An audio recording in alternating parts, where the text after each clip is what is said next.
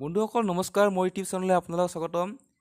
বন্ধুসকল, যদি মোৰ চেনেলটো আপোনালোকে ছাবস্ক্ৰাইব কৰা নাই, ছাবস্ক্ৰাইব লাইক কৰিব। আহক আমি আলোচনা কৰিম আজি মানুহৰ মগজুৰ মেমৰি কিমান জিবি হয়। যদি মেমৰি আছে তেন্তে আমি পাহৰোঁ কিয়? মেমৰি হ'ল এনেকুৱা বস্তু য'ত কোনো তথ্য সংগ্ৰহ কৰিব পাৰি, প্ৰয়োজন অনুসৰি তাক ব্যৱহাৰ কৰিব পাৰি। ই এক মানুহৰ উদ্ভুত সৃষ্টি। কিন্তু বন্ধুসকল, মানুহৰ মেমৰি সম্পূৰ্ণ বেলেগ। বিজ্ঞানীসকলে কি কয়? মানুহৰ মেমৰি জিবি লিমিটেশ্যন নে আনলিমিটেশ্যন হয়? আমাৰ মগজুত বিলিয়ন মানৰ নিউৰন আছে যিয়ে আমাৰ মেমৰিৰ জিবি বঢ়ায়। কিন্তু বন্ধুসকল, ইমান বিলিয়ন মানৰ মেমৰিত জিবি থকাৰ পিছতো আমি 32 জিবিও ব্যৱহাৰ নকৰোঁ। 32 জিবি মানৰ মেমৰি ব্যৱহাৰ নকৰোঁ, যাৰ বাবে আমি পৰীক্ষাত 0 নম্বৰ পাবলৈ সক্ষম হওঁ। কিন্তু বন্ধুসকল, ইয়াৰে যদি আপুনি 2% ব্যৱহাৰ কৰে তেন্তে আপুনি জীৱনত বহুত সফল হ'ব পাৰে। কিন্তু বন্ধুসকল, আমাৰ ভগৱানে ইমান জিবি দিয়াৰ পাছতো আমি ইয়াৰ অলপমানো ব্যৱহাৰ কৰিব নাজানো।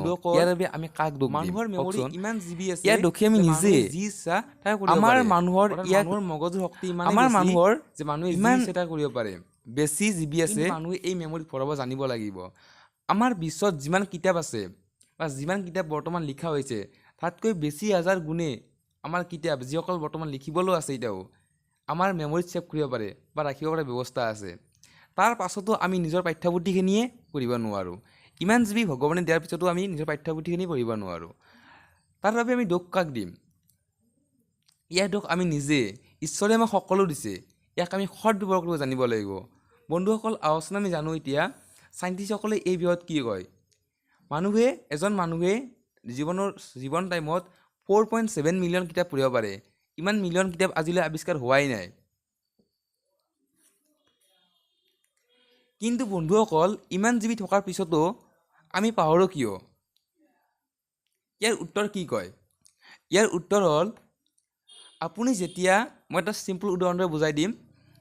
যেতিয়া আপুনি কোনোবালৈকে ফোন কৰে, তেতিয়া কল লিষ্টত সেই ফোন নাম্বাৰটো প্ৰথমত থাকে। প্ৰথমত থাকে।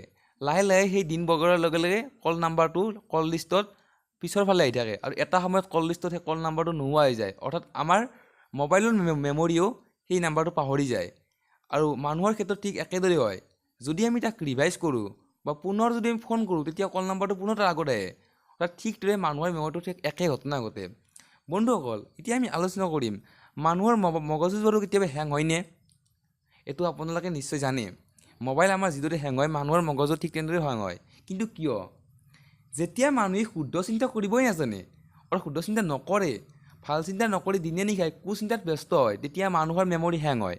আৰু তেতিয়াতো জানেই কি হয়? গতিকে বন্ধুসকল, চিন্তা নকৰি ভগৱানে দিয়া এই মেমৰিখন ভালকৈ ব্যৱহাৰ কৰক। ভগৱানে দিয়া এই মেমৰি ভালকৈ ব্যৱহাৰ কৰিলে আপুনি লাইফত বহু আগলৈ জানিব পাৰিব, আগলৈ যাব পাৰিব। বন্ধুসকল, যদি মোৰ ভিডিঅ'টো ভাল পাইছে, মোৰ ভিডিঅ'টো লাইক, শ্বেয়াৰ, ছাবস্ক্ৰাইব কৰক। আৰু আগলৈ মোৰ ভিডিঅ'টো পাই থকাৰ বাবে